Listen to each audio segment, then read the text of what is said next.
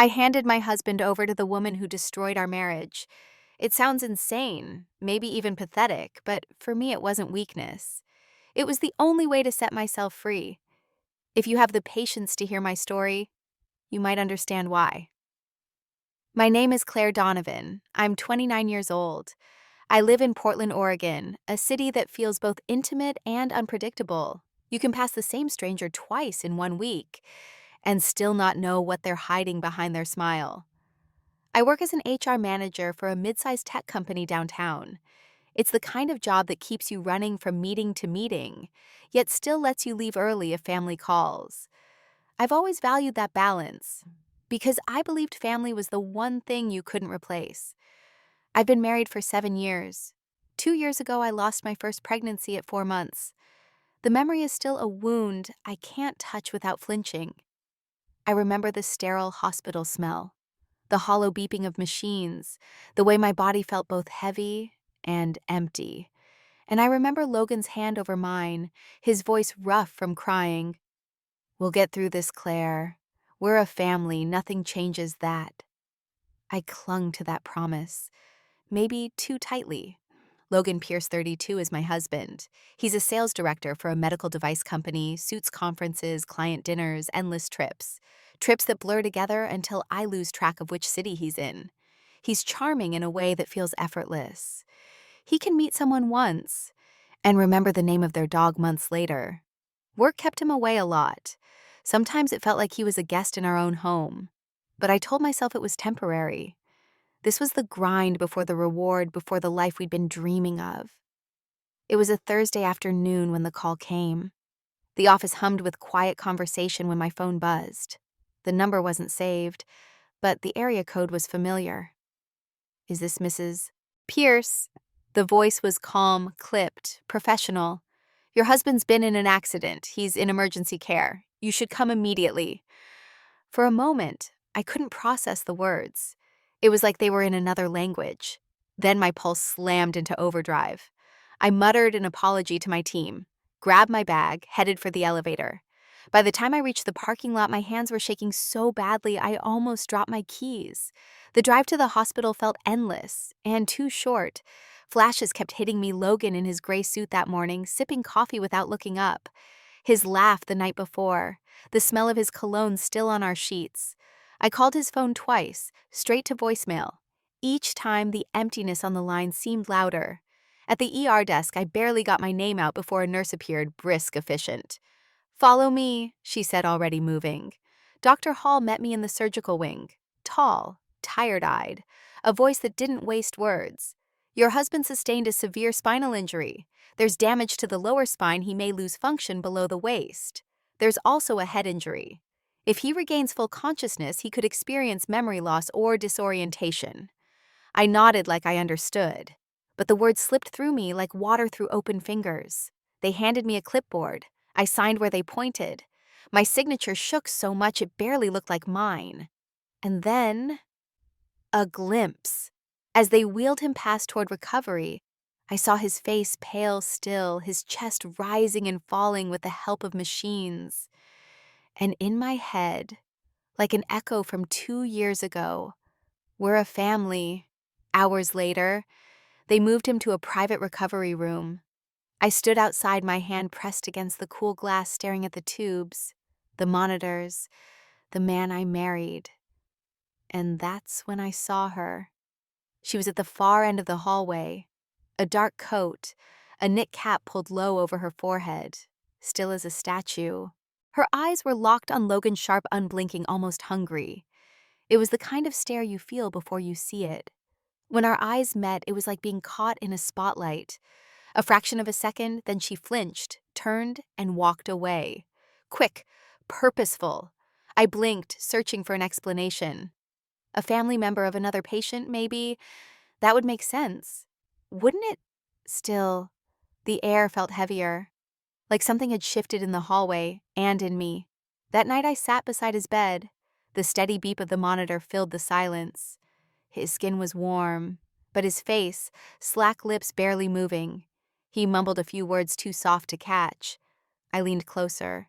They slipped away before I could understand. I took his hand, my thumb brushing over his knuckles. "I'm here," I whispered. "I'm not going anywhere." But in the quiet, a question rooted itself deep in my chest. Who was that woman? And why did her eyes hold so much? If you were me, would you let it go as a coincidence? Or would you keep it tucked away waiting for the truth to surface? The days in the ICU bled into each other until I couldn't tell Tuesday from Saturday. Every morning, the blinds stayed half closed, filtering in a thin gray light. The monitors hummed and beeped, their green lines crawling across the screen at their own steady pace. And the air, always cool, always faintly chemical, clung to my skin, no matter how many times I scrubbed my hands at the sink. Logan lay in the center of it all. His skin was pale, his lips cracked. A foam wedge supported his legs, a blanket tucked neatly to his waist. The doctors had been clear paralysis from the waist down. Traumatic brain injury. Some days he might be alert, others he might drift in and out, unsure where he was or who I was. I tried to hold on to the moments when he knew me, when his eyes would focus for a second and soften, when his fingers would twitch against mine. Those seconds felt like proof that he was still in there, that the man I'd loved for 7 years hadn't vanished behind scar tissue and swelling. At night, I didn't leave. There was a recliner chair in the corner, covered with a thin blue blanket I'd borrowed from the nurse's station. It was stiff and it squeaked whenever I shifted, but it was close to him. Close enough that if the rhythm of his breathing changed or the monitor gave a warning tone, I'd hear it instantly. I kept a bag tucked beside the chair, a change of clothes, my phone charger, a small makeup bag I almost never touched. I didn't care what I looked like. All I cared about was being here when he opened his eyes. Sometimes I'd help him sip warm broth from a styrofoam cup, guiding the rim to his mouth and tilting just enough for a swallow. Sometimes I'd try a vanilla protein shake, the kind the dietitian said would help him regain strength. He'd take a few sips, maybe half close his eyes like he was savoring it, and then stop too tired to go on. It reminded me of another hospital room, 2 years ago. When we lost the baby, when I lay there empty and aching and he held my hand telling me, "We'll get through this because we're family." I'd thought about those words every day since the accident. They were my anchor. Even now, with my shoulders tight from lifting him, my lower back sore from leaning over the bed, my eyes gritty from lack of sleep. I told myself this was what you do for family. This was what love looked like when life stopped being easy. But love didn't cancel out fear. Fear crept in during the quiet hours, the fear that he might never come back to me fully, that the smile I fell in love with would be replaced by a stranger's polite nod, that our history would live only in my memory, not in his. It was late afternoon when I saw her again. I was standing by the sink, emptying the rest of a protein shake into the drain. The glass door to Logan's ICU room reflected the hallway behind me like a faint mirror. She was there, the same dark coat, the same knit cap pulled low, shadowing most of her face. She stood at the far end of the corridor, still as stone, her gaze fixed on Logan. Not the machines, not the chart at the end of the bed. Him. I froze, my fingers tightening around the cup. There was something about her posture, the way she didn't shift her weight, didn't glance away, that made the air in the room feel heavier. A nurse passed by her, slowed, and tilted her head in question. I couldn't hear the words, but I saw the woman's mouth curve into a faint smile. She said something quiet, short, then turned and walked away. Her steps unhurried, her head still angled slightly toward the room as she moved out of sight. When Nurse Violet came in to change Logan's IV bag, she glanced toward the door before speaking. "I've seen that woman a few times," she murmured, "always standing in the hall, just watching him. She never comes in. But I thought you'd want to know." I swallowed. My voice felt tight. "Thanks." I didn't ask more. Maybe because I didn't want to know the answer yet. Still, the image of her and the way she looked at him stuck in my mind, like a thorn under the skin. That night, Logan stirred in his sleep. His lips moved, forming broken fragments of words I couldn't catch. I leaned closer, straining to hear, but they dissolved into a sigh. I took his hand, my thumb brushing over the ridge of his knuckles. "I'm here," I whispered. "I'll stay." But even as I said it, I could see her in my mind's eye. At the end of the hall, eyes locked on him like she'd been there 1,000 times before. If you were me, would you tell yourself it was nothing? Or would you keep her face in your memory, waiting for the day it all made sense? Logan was moved out of the ICU after a little more than 2 weeks. New wristband, new room, same quiet beeps. The recovery floor felt softer, somehow. Fewer alarms, fewer frantic footsteps. But the uncertainty, it didn't loosen its grip on my chest. He was stable. That's what the doctor said. Stable didn't mean the same as before. It meant a long road ahead. It meant patience I wasn't sure I had. And love I hoped was big enough to carry us both. They rolled in a different bed, the rails clicking loudly. A whiteboard by the door listed his care team for the week: physical therapy, occupational therapy, speech therapy. I read the names like a prayer, tried to memorize the schedule: PT in the morning, OT in the afternoon, speech when he wasn't too tired. Most days he was too tired. He opened his eyes more often now. Sometimes he held my gaze and I saw recognition, just a flicker, but it was there. Other times his focus drifted past me and landed on nothing. He asked what day it was, then asked again 15 minutes later. The nurses told me repetition was normal. Repetition is healthy, they said. The brain relearning itself. The word healthy didn't feel like it belonged here. But I held on to it anyway. I learned a new routine: wipe his face with a warm cloth, adjust the blanket, guide the straw to his lips, track the meds on the whiteboard, ask for more ice chips, keep the room a little cool so he'd rest, whisper his name when he got agitated, watch his breathing settle, watch the green line on the monitor smooth out again. The woman in the dark coat didn't disappear. She changed floors with us. The first time I saw her on the recovery wing, I was standing by the window forehead against the glass for a moment of cold. I caught her reflection before I saw her in full, far down the hall, still, waiting. When I turned, she tilted her head slightly like she was measuring the distance between us, then slipped behind the corner near the elevators. The second time she was by the vending machines, a magazine in her hands. But she didn't turn a single page. When I stepped into the hall, she closed it gently and stood. No rush, no panic, just that same quiet retreat, as if she moved on invisible rails. Nurse Violet noticed me looking. "If she bothers you, let security know," she said softly.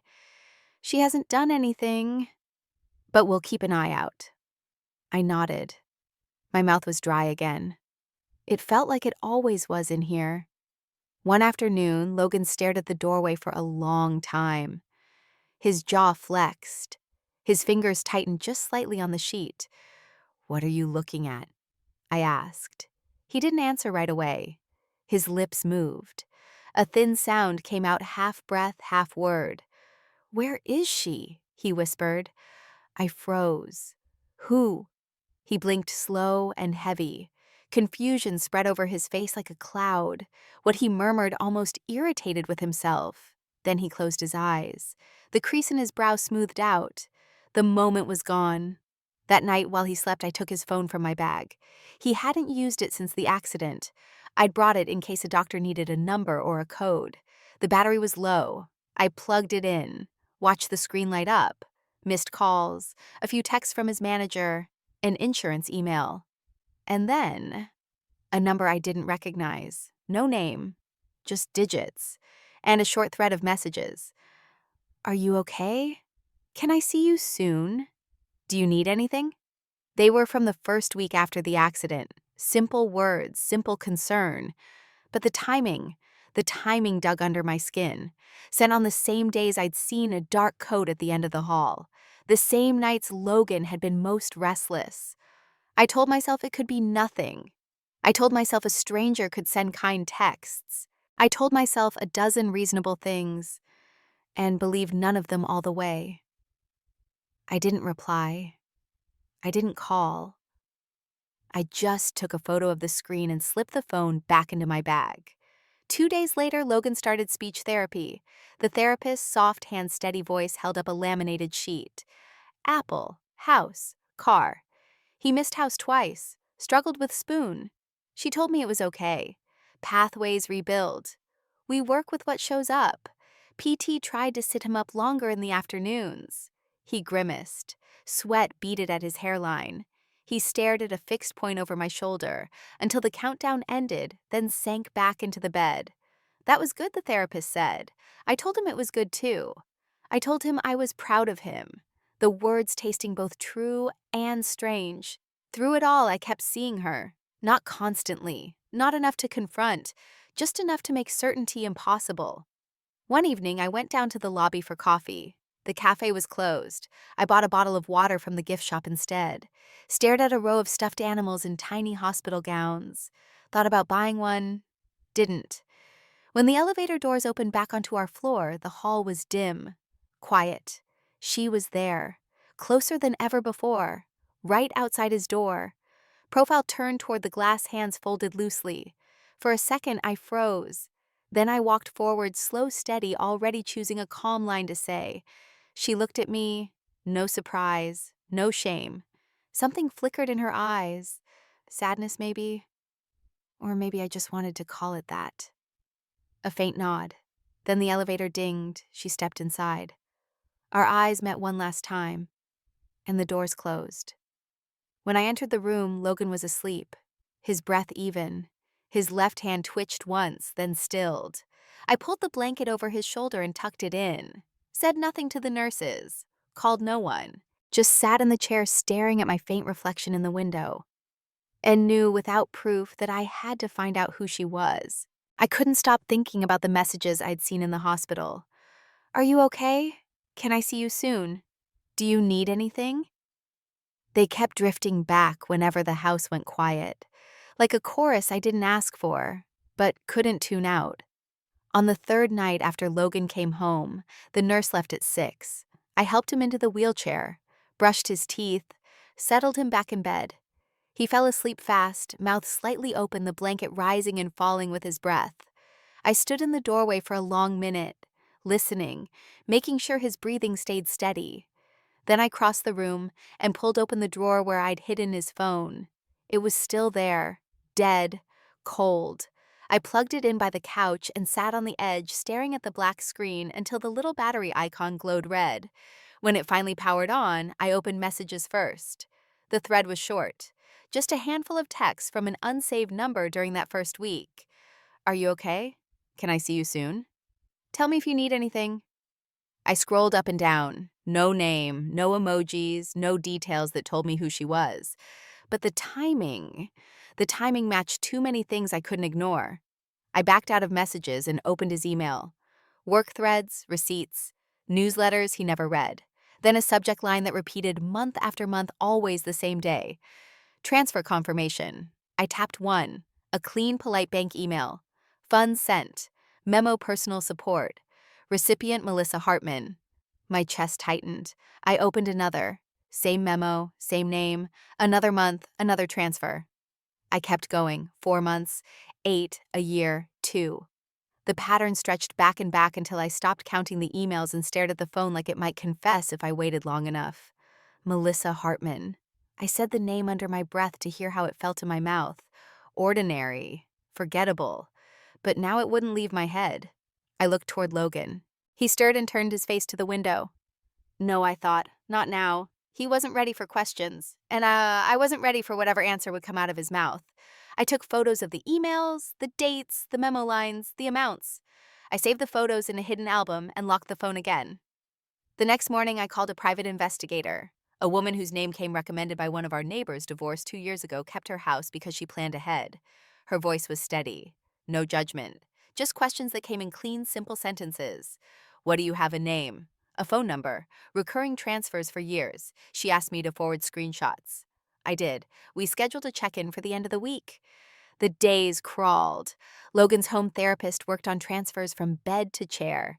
Sit, pivot, press, count to 3, lower down. He grimaced through most of it. Sweat at the hairline. Jaw locked. Sometimes he held my hand after like he needed to feel something solid. Sometimes he turned away and fell asleep mid-sentence. Every night, the house settled into the same hush. The refrigerator clicked on. A car passed outside and faded. And I checked the front window without meaning to. On Thursday evening, the investigator called back. Her tone didn't change, but something in me braced anyway. Melissa Hartman lives in a town 40 minutes south, apartment on the second floor of a 3-story building with peeling paint. No stable job on record. A child listed at the same address, a boy, 4 years old. The investigator paused. Payments line up with the child's age, she said. No father on the birth certificate. I asked for a copy. She said she'd send it. I said thank you and held the phone to my ear long after the line went quiet. 4 years old. The words rang like a dropped tray on tile. I set the phone down and picked up the file she'd shared to my email. Basic facts. An address. A driver's license photo, dark hair, a tired smile that didn't reach her eyes. A map with a red pin. The lines on the screen felt like they were vibrating. Logan slept through the evening TV show he used to love. I muted it and watched The Room instead. The dim lamp, the shadow of the wheelchair on the wall, the slow rise and fall under his blanket. I tried to imagine telling him. I tried to imagine not telling him. Both versions hurt. Movement outside pulled me toward the window. I parted the curtain with 2 fingers. She was there. The same woman from the hospital, closer now, standing under the street light at the corner, a grocery bag hanging from one wrist like she'd forgotten she was holding it. She looked at the house the way people look at photographs, with a kind of quiet hunger. I didn't move, didn't breathe. Her head lifted a fraction like she felt me watching. Then she turned, walked past the mailbox, and disappeared down the block. I let the curtain fall back into place. The room exhaled. I sat on the edge of the couch with the file in my lap and the phone on top of it. My hands wouldn't get warm. I rubbed them together until the friction stung. I could go outside. I could ask her right now, but the picture wasn't finished yet.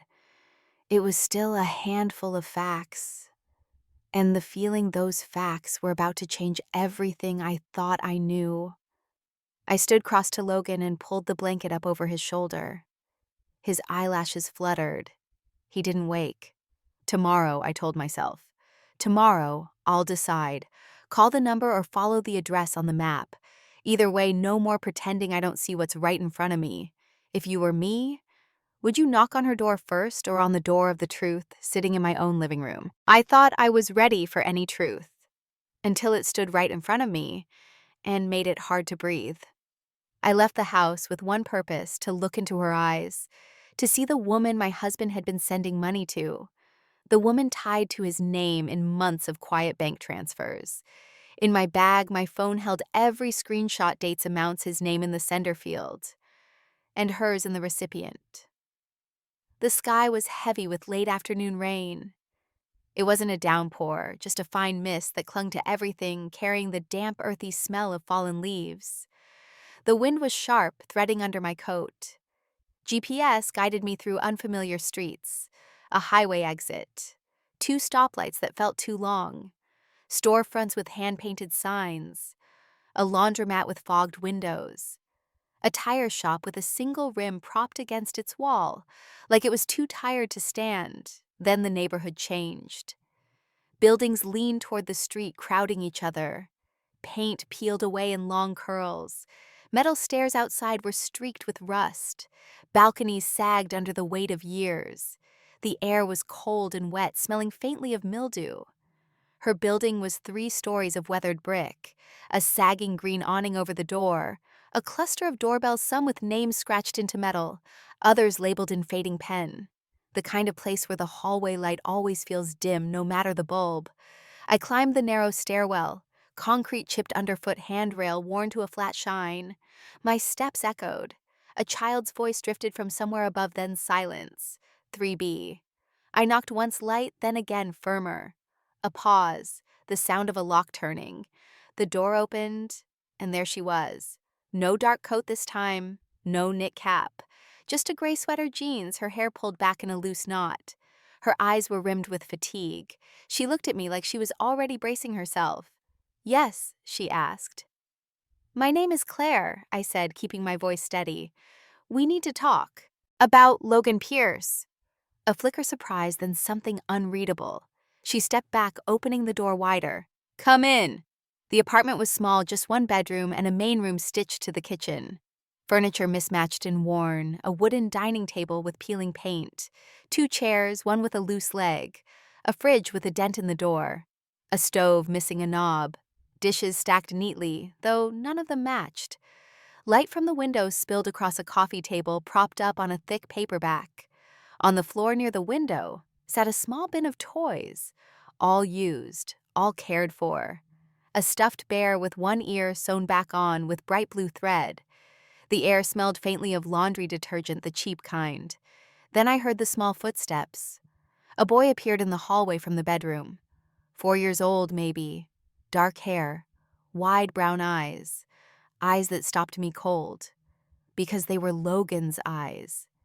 He wore a faded superhero t-shirt with a small hole near the hem. He didn't look scared, just curious. He padded toward the toy bin, pulling out a red car and pushing it along the floor. Melissa, because of course that's who she was, shifted slightly in front of him, her hand hovering protectively near his shoulder. "You're Melissa," I said. "Yes." Her voice was quiet, not defensive, not apologetic. I pulled out my phone, opened the photos. Each transfer month after month to her name. Melissa Hartman, memo personal support. I set the phone on the coffee table, sliding it toward her. She glanced down, her lips pressed into a thin line. "You already know," she said. "I want to hear it from you." She let out a slow breath.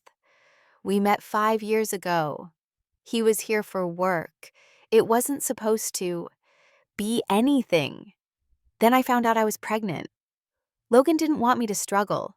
He's been helping rent daycare groceries. He said he couldn't leave you. But maybe one day, things would change.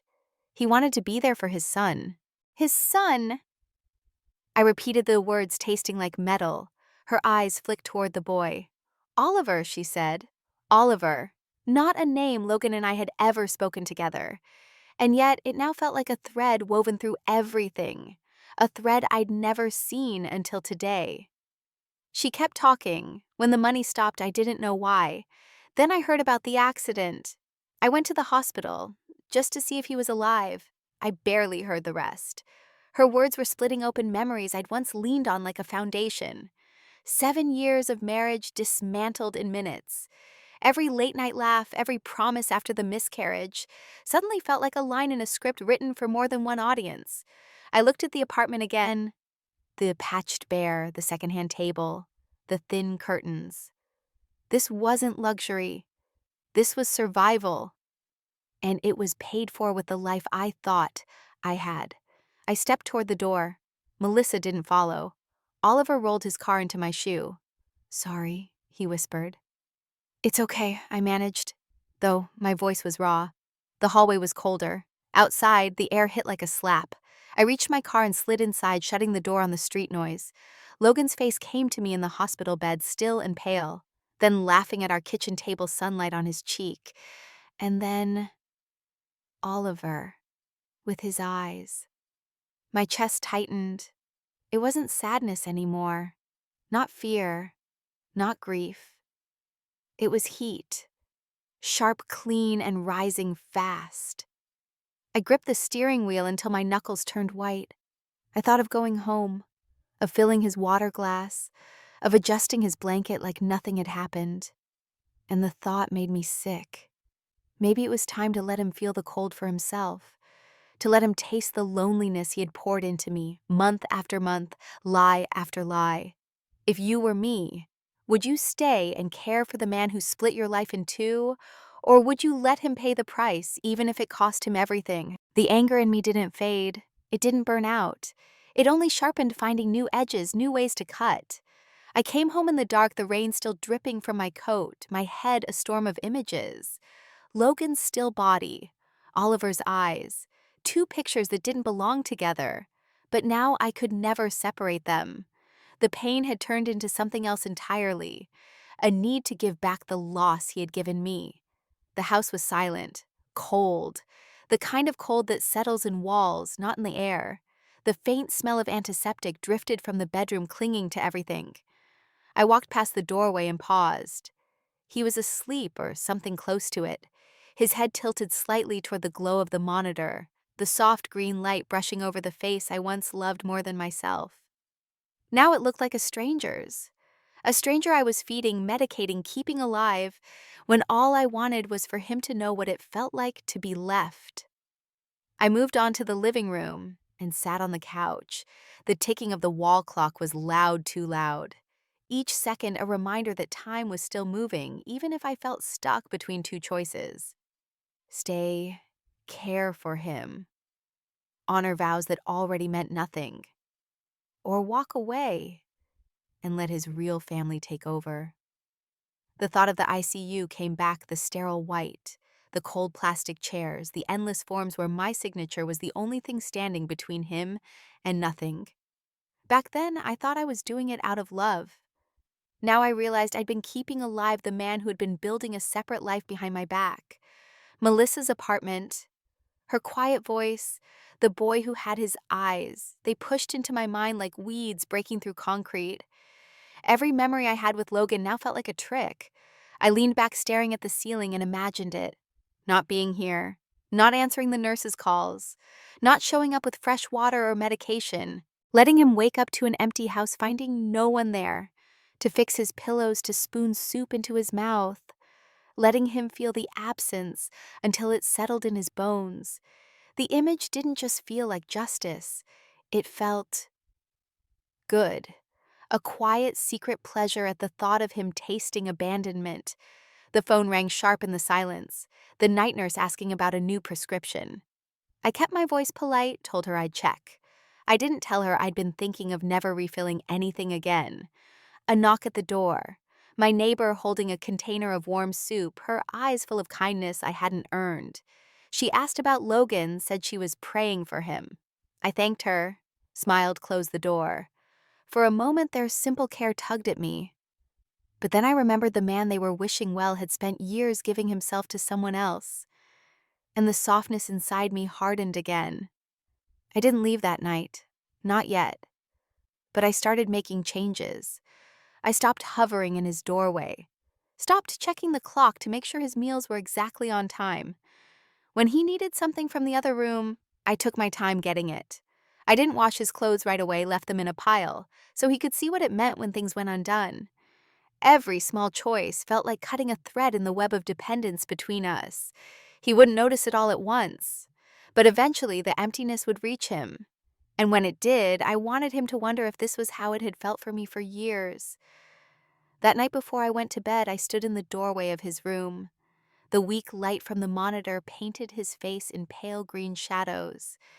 He looked fragile, breakable. It didn't move me. This is only the beginning, I thought. I turned and walked away, leaving the room to darken behind me, just as I was leaving him to drift deeper into his own darkness. I thought the anger would eat me alive, that it would demand something dramatic, a final brutal act that would make him feel what I felt. But the longer I sat with it, the more I realized the worst punishment might be something quieter, something cleaner, letting go. That night, the house felt heavier than ever. Not the comfortable kind of quiet, the oppressive kind, like the air had been holding its breath for days. I walked in without turning on the lights. The faint antiseptic scent from Logan's room drifted into the hallway, and my chest tightened before I even saw him. I paused in his doorway. He was asleep, head turned slightly toward the window. The monitor's soft beeping lit his face in pulses, this strange pale light, making him look both fragile and unreachable. I used to see him and think, that's my person. Now I couldn't decide if I was looking at my husband or a stranger I'd accidentally led into every corner of my life. I moved past without saying a word. In the living room, the lamp cast a dim circle of light. I sank into the couch and stared at nothing. The clock ticked. I hated that sound, how slow it made everything feel. 7 years of marriage spilled across my mind like a shuffled deck lazy Sunday mornings. The night he promised we'd start trying again after the miscarriage. The stupid inside jokes that once made us double over in laughter. But those memories wouldn't stay clean anymore. They were tangled now with Melissa's voice in that cramped apartment, and Oliver's small hands rolling a toy car across the floor. I couldn't think of Logan without thinking of them. It was like someone had taken the story of my life and scribbled over it with ink I could never erase. My breath came shallow. If I stayed, what would I really be holding on to? A man who had been splitting himself in two for years. A promise he'd already handed to someone else. I leaned forward, elbows on my knees. The question burned, why am I still here? The only answer I found was habit, the muscle memory of loving him, of caring for him, of keeping this house running as if nothing had changed. But everything had changed. I started testing the edges of what it would mean to let go. I let the nurse handle his evening meds without double checking. I didn't rush to refill his glass when I saw it empty. I let laundry pile up instead of folding it neatly at the end of the day. Small things, but each one felt like loosening a knot I'd been holding so tightly my hands had gone numb. And with each loosened knot, I could breathe a little more. Not joy, not freedom, not yet, but the first steps toward something that wasn't this. The thought began to take shape, quiet, sharp, unshakable. I could end this marriage, split what we had built right down the middle, and then step aside, handing him over to the life he had been choosing all along. Melissa, Oliver, the so-called family he had been funding month after month while I played the loyal wife. It wouldn't be mercy, it wouldn't be forgiveness. It would be the cleanest cut I could make for him and for me. The idea didn't make me smile. It made me still. And in that stillness, I could finally see the road ahead, without the haze of grief or rage blurring it. I went to my desk. The laptop screen lit up the room in a way that felt too harsh. I opened a blank email draft. The words came slowly at first, then faster: property division bank accounts timelines. No mention of her name, no mention of the boy. Those belonged to another chapter of his life, one I had no intention of stepping into again. When I finished, I stared at the cursor blinking at the end of the page. My hand hovered over the mouse.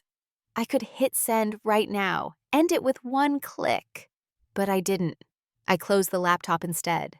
The sound of it shutting echoed in the room, sharp and final in its own way. The draft was saved, waiting. And so was I. Because the truth was, this wasn't just about leaving him. It was about deciding when to do it, and how to make sure I walked away for good this time. I went back to the bedroom doorway and stood there for a long moment. He lay motionless, the rise and fall of his chest, steady, unknowing. He had no idea that I was already halfway gone, that the woman standing here wasn't his wife anymore, not in the way that mattered. I turned away before he could stir, before I could change my mind. In my head, the words formed in refuse to leave. This is only the beginning. Letting go isn't always forgiveness. Sometimes it's the only way to live. I woke to a quiet house and a quieter heart. Not healed, not even close, but steadier. The anger that had lived under my ribs for weeks felt different now. Cooler, more focused, as if it had done its job and was willing to step aside so I could finish mine. I made coffee I barely tasted, sat at the desk, opened my phone. "Good morning," I told the lawyer when he answered. "My name is Claire Donovan. I'd like to proceed with a dissolution of marriage, equitable division, and I need language for a transfer of care." He asked a few questions. Dates, assets, medical status. I gave him answers without flinching. House, savings, accounts, insurance. And the condition I would not negotiate: Logan will live with Melissa Hartman and their son. She will assume day-to-day care with full access to his medical records. In return, I will release half of our marital assets and cover his rehabilitation for a fixed period. But there must be a written commitment to proper care appointments, medications, therapy, and proof of compliance. Silence hummed for a second. Then the lawyer said, slow and careful, "We can draft that." "Good," I said. "Start today." I hung up and opened the safe. Papers slid under my fingers: deeds, titles, statements, artifacts of a life I had carried like a fragile bowl. Now they were just documents. I stacked them in neat piles and labeled each with a sticky note. property, accounts, insurance, medical. Every page I set aside felt like dusting a shelf I would never use again, a relief that hurt, a hurt that relieved. I called Melissa next. "Can you meet?" I asked. Was out. A pause. "Yes," she said. "We're a cafe near the hospital. Small tables, warm air humming with the sound of milk steaming, and the soft clink of ceramic cups." I chose a corner seat and set a folder on the table. I wasn't here to fight. I was here to end. She arrived with her hair pulled back and a coat that had seen too many winters. "We didn't waste time." These are the terms I said. I slid the folder toward her. Index tabs made a tidy rainbow along the side. Care plan, medication list, therapy schedule, primary contacts, a proposed agreement drafted by my lawyer, clear, strict, enforceable. "If you take Logan," I said, "I release half the assets to him, which means to you and the boy realistically. I will pay for his rehab for the next 6 months. In return, you'll document his appointments. You'll follow prescriptions. You'll ensure he has what he needs, not the best, not the fanciest, the necessary. If care lapses, the support stops. If you keep your word, it continues through the term. After that, you and he are on your own. No more triangles, no more shadows." She read in silence, lips moving the way people do when the words matter. Her hands were steady. When she looked up, her voice was low. "I can do this," she said. "I will do this." Her eyes flicked toward the door, the world outside. He should be with his son. Something inside me loosened. Not forgiveness, not approval, just the sense of a door finally learning how to open. We talked logistics, transportation, adaptive equipment, when she needed the bed rails, when she could pick up the shower chair. Her notes were practical, unadorned. No plea, no apology. On my way out, I stopped at the counter and paid for both coffees. A small, tidy ending to a conversation that changed everything. That afternoon, I sat by Logan's bed and waited for his breathing to even out after a spasm of pain. When his eyes found mine, I spoke the words I had rehearsed. "You're going to Melissa's," I said. "Today we started the process. I've arranged the transfer of the equipment, the therapy. You'll be with her and Oliver. That is where you belong." His mouth opened, closed. Something like fear, or maybe recognition, moved through his face. "Claire," he said. I lifted a hand. "Don't," I said softly. "There isn't a version of this where we pretend. I'm not punishing you. I'm finishing this." He swallowed. His gaze fell to the blanket to his hands, the same hands that had once learned the map of my back in the dark. I felt a memory stir, and then lie down again. The lawyer's email arrived by evening drafts, attached signatures flagged in bright yellow. I read every line, added one last clause, a home health audit at random intervals consented to in writing. Then I signed. My name looked strange, like a word in a language I was leaving behind. Transfer day came with a pale sky and the smell of rain. Melissa pulled up in a small sedan, the back seat fitted with a child's booster and a folded walker. Oliver held a blanket clutched to his chest, blue with a worn satin edge. He stared at the ramp the driver extended, then at Logan, then at me. Inside, I reviewed the med list with Melissa. Showed her the chart I'd taped inside the cabinet door. Times, dosages, side effects. I handed over the discharge file, the insurance card, the extra catheter supplies I'd hunted down on a Sunday when the store was almost closed. We stood by the door for a moment. Neither of us knew how to fill. There was nothing left to argue. Only the simple act of passing a life from one set of hands to another. "If anything is missing," I said, "it's in the bin labeled spares. If not, text me. I'll get it to you this week." She nodded. "I will take care of him," she said. "I know what this costs." I didn't answer. Some debts can only be carried, not discussed. Oliver stepped forward and wrapped his arms around Logan's waist as the driver secured the chair. It was clumsy and perfect. A child's uncalculated love, heavy, earnest, absolute. Something inside me bent, didn't break. Just bent the way a branch does under snow until it finds a new angle. At the threshold, Logan looked back, not pleading, not apologizing, just looking as if he could hold the shape of this moment in his eyes long enough to understand it. "Goodbye, Logan," I said. I didn't add, "Take care." He wasn't mine to care for anymore. The door closed with a soft click that sounded louder than any slam. Silence gathered wide and clean. The house felt bigger and emptier in the same breath. I sat on the edge of the couch, palms still cold from the keys I had handed over. No anger came, no relief either. Just a hollow space I could stand in without drowning. In that quiet, I let myself admit the truth I'd been circling for days. They looked like a family. Not the kind in framed photographs with matching sweaters. The kind that forms around need and history. And the stubborn work of showing up.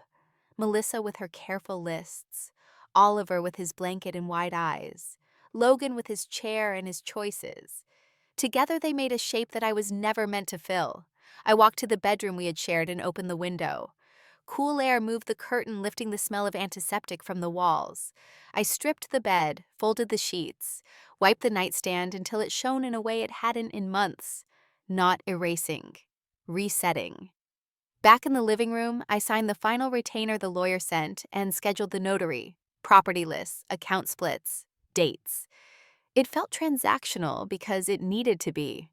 Feelings had done enough damage. Later, I stepped onto the porch. The evening had softened, clouds pulled apart in thin ribbons. A neighbor walked a dog that stopped to sniff the hedge like it was discovering a new country. For the first time in weeks, I breathed all the way in. Sadness came like a tide, and with it something else. Not joy. Not yet. But a small, clean room opening inside me where I could stand upright. Room for a chair. Room for silence that didn't hurt. Room for a future I didn't know yet, only that it would be mine. I closed my eyes and saw the car pulling away. Melissa checking the strap. Oliver leaning his head against the window. Logan's profile in the glass. Their shape receding down the street. If you were me, could you let them be a family and step into the quiet with nothing but your name and your breath? Trusting that peace is something you build, not something you're given.